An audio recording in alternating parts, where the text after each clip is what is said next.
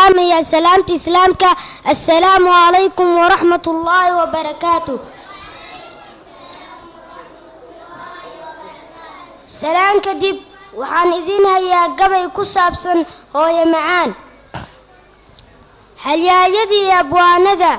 hadraawi misaalkiis hadday hooyo ka gabyeen hindiseen sugaan sare cimrigii markuu helay hambadii xasuusteen hal la yaab lama laho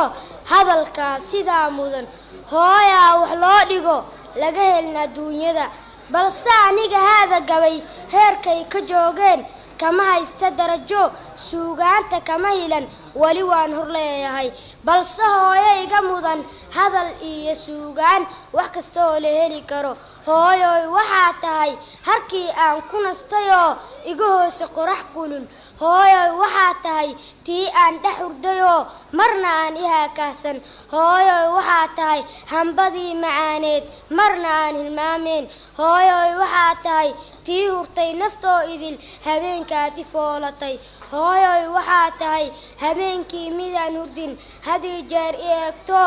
ii hurtay baraaxada hooyoy waxaa tahay hayrta kulul midaan harsan hawshayna awgeed hooyoy waxaa tahay tii igu hagoogatay markay hubka ridaayeen hoobiyihii jiibkiyo hardankiyo dagaalada markay dadka huleeleen adi igama haadine hab intaad i siisaad hayweyga ila martay hooyoy haddaad jirin ubadkaan hagaagsani